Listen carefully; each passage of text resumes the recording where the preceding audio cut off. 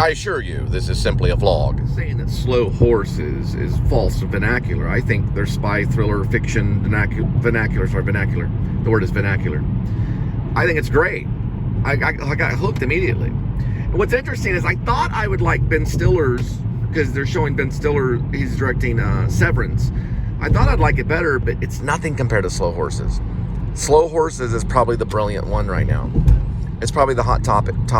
It did get critical acclaim. So the vernacular works, and what I like about their situations is they heighten the situation at the beginning. You know, the stakes are risen very high, even though it's a training exercise. You don't figure that out until later. You have to do a lot of thinking with that movie. And especially if you read it, if you read the books, which I don't know if I'm going to get a hold of the books, really. I've got too many other books. I'm trying to read a McCormick McCarthy book known as The Passenger, which is absolutely brilliant. Brilliant by far.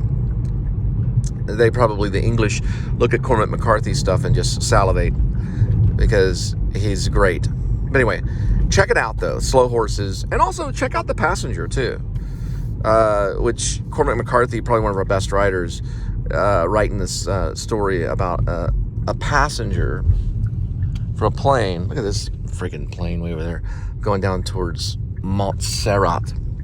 But it's you just have to read it. It's got a great sample. I only read samples usually, so I'm sorry, I'm being honest. I do read samples though, because your library can only be so large, and I have my own personal library too, where I have to double up on the glasses and read from there too. I do need to do more reading, but I read my own stuff every day, so I am reading every day. I've got back to that. Anyway. We'll figure it out. All right, I need to cool it on the Apple TV. All right, we gotta get in through here.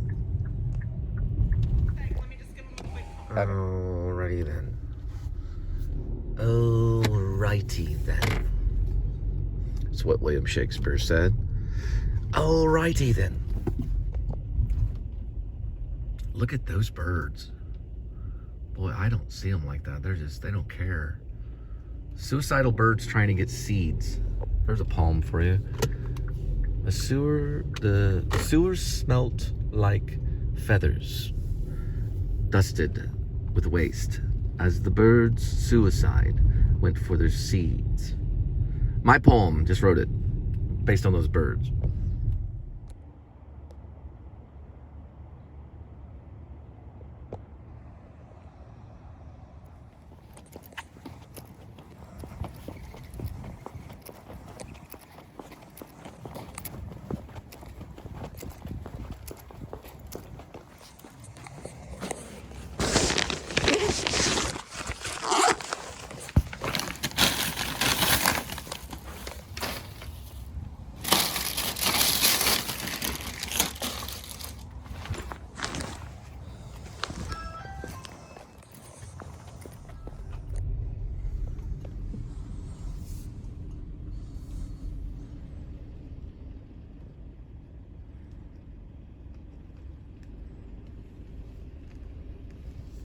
Pretty cool thing in the neighborhood.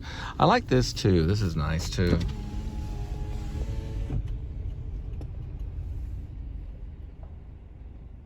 It's pretty cool. They just have these little things in these neighborhoods. I don't know, it looks kind of cool. I don't know, it just has like a marking. If you had a drone and flew over there or something, you could see the marking from up above. Jordan Line style. Always kind of like the fact that Jordan doesn't use a drone at all. It's something about it that's kind of cool. I haven't been watching his vlogs as much, so I've been really paying attention to Adam the Woo.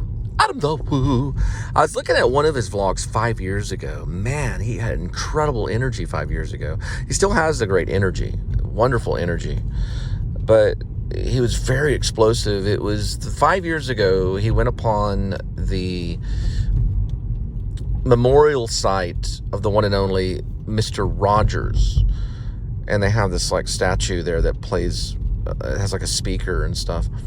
It's amazing the amount of travel that these cats have done and the amount of airtime. It blows away any television episode by far. These vloggers, people don't realize how much screen time these guys have.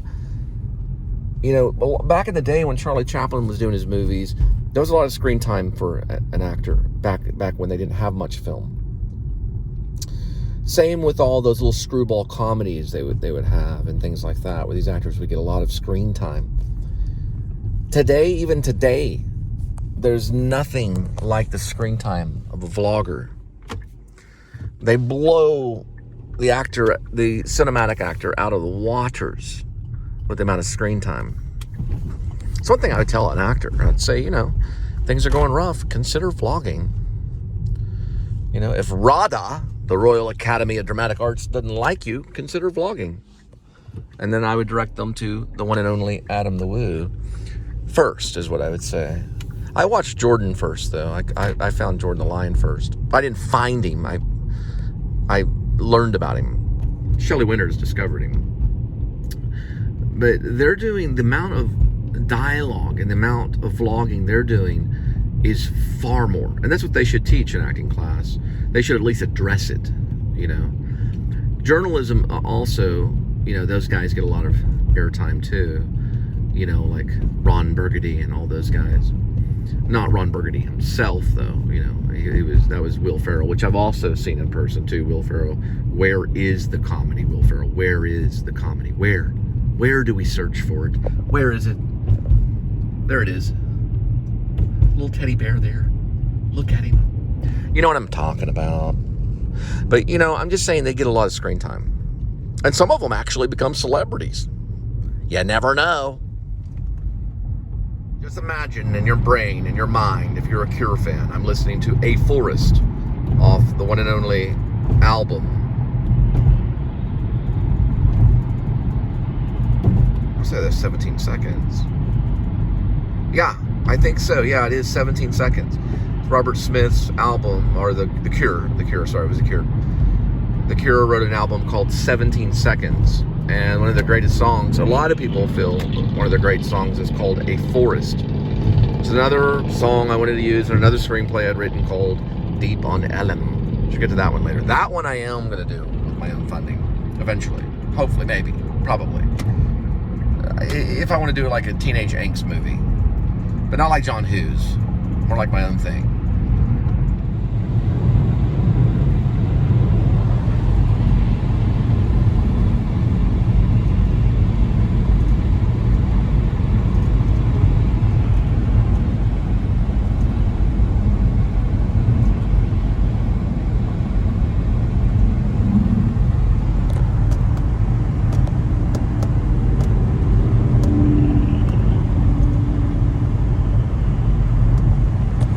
Oops.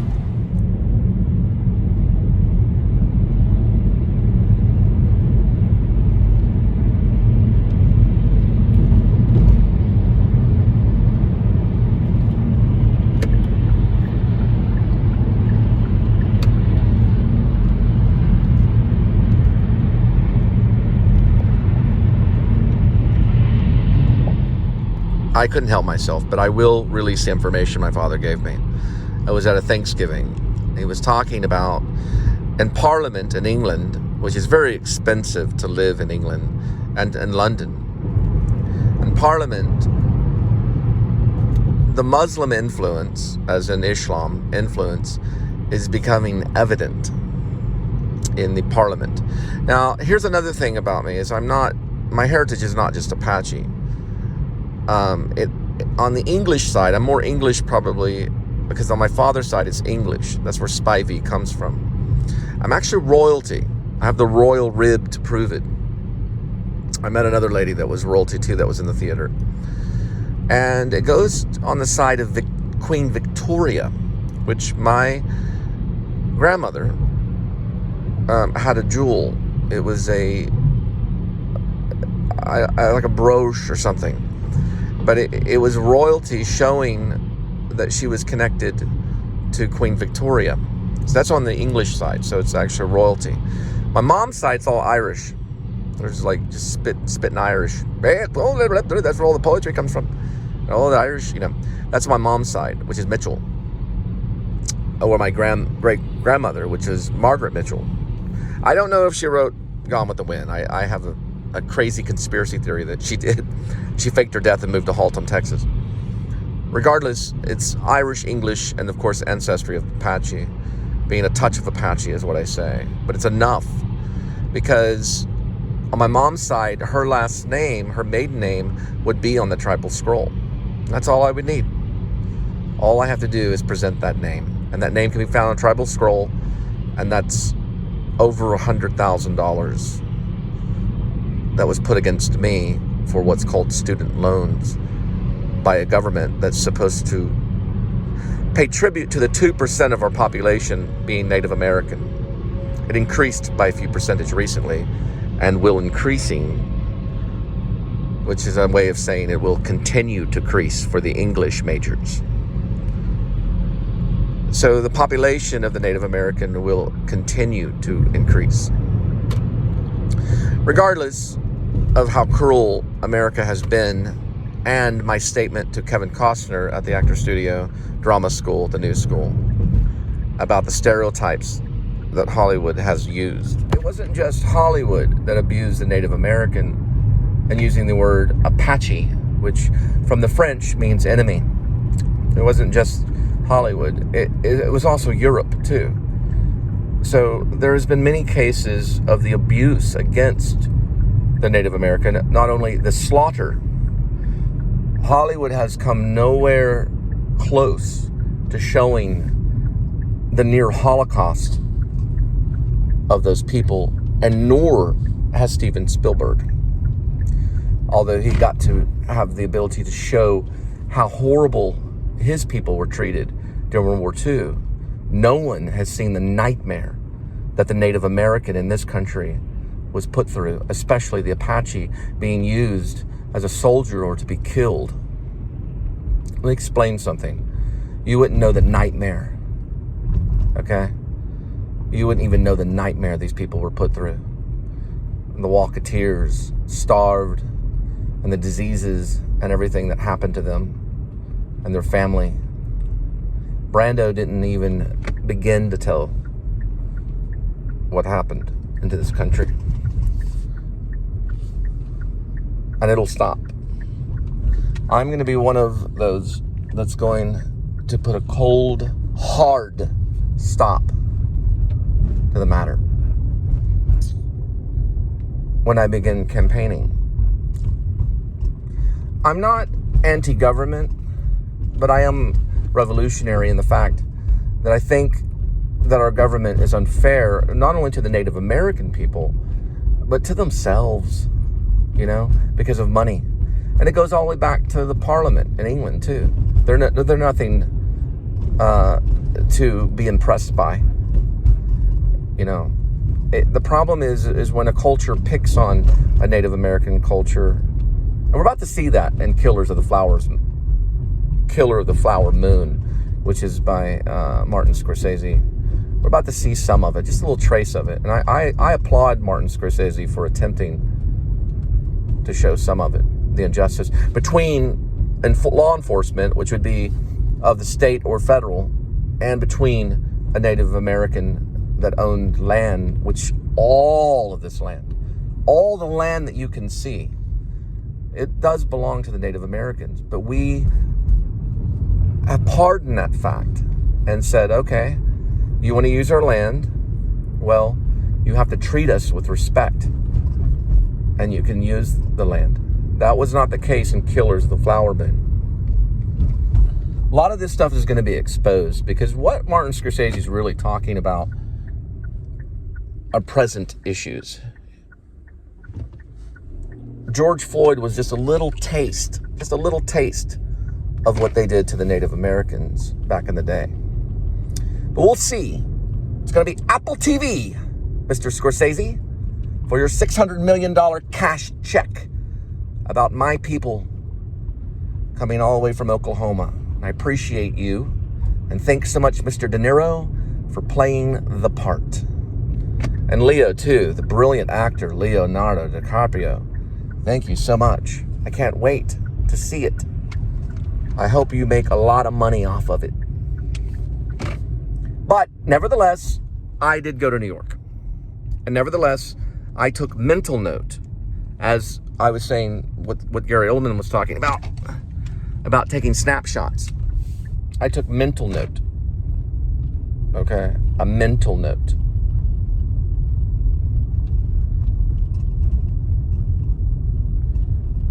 Right? Because I only had the type of camera that I had was one of those disposable cameras. Very different than the digital $600,000 digital camera that you probably use. I'm not mad. I know there's injustice. I'm not necessarily mad. I gotta call these people to do this drop right here in the middle of a trailer park, so I gotta turn all the way around. But I'll figure it out. I'm sure it's mean to be rude to Martin Scorsese or anything about the Killers of the Flower Moon getting 600 million to make it. What I'm trying to say is, I mean, come on, man. The guy must be daft if he hasn't heard of me. I don't mean to be rude. But anyway. Oh, well. What can you do? When you're a filmmaker looking for funding, you might as well go to Scorsese for it.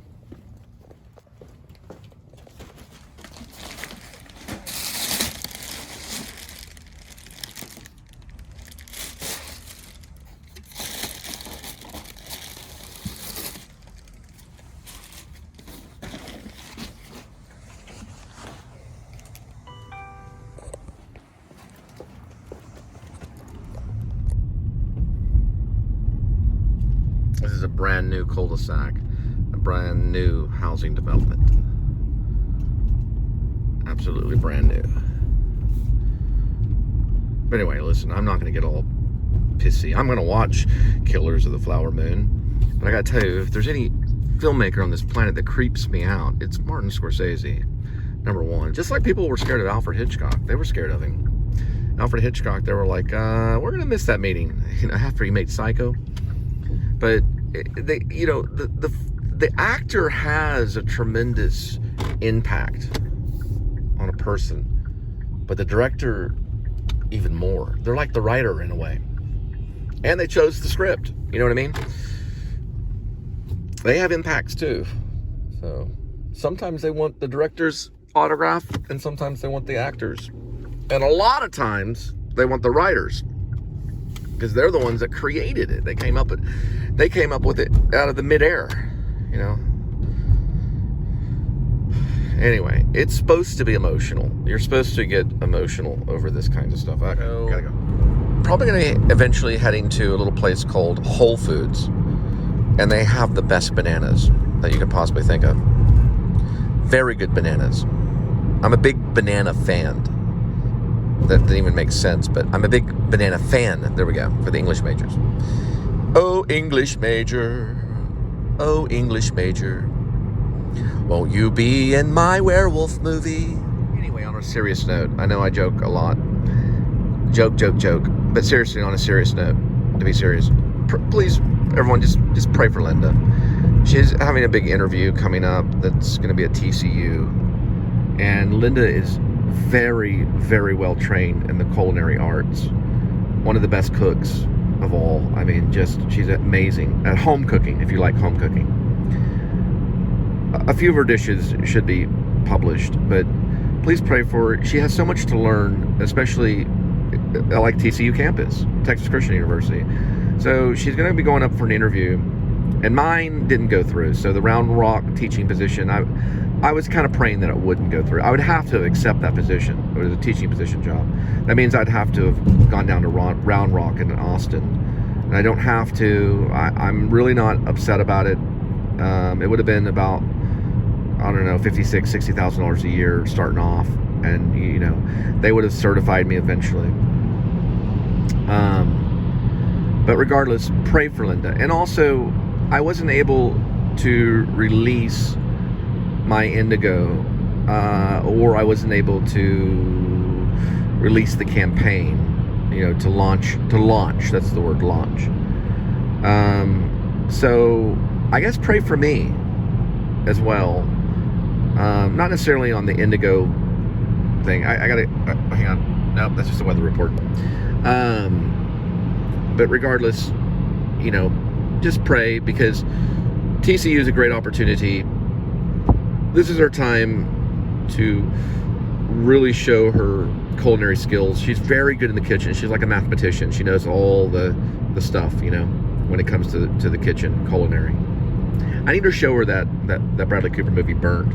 That's a really good one. That's how Linda loves the kitchen. She loves to cook. She's been in the food industry for a very long time, like 25 years. It's a very long time. But pray, because I think the interview is, it may be tomorrow or something, or it's coming up.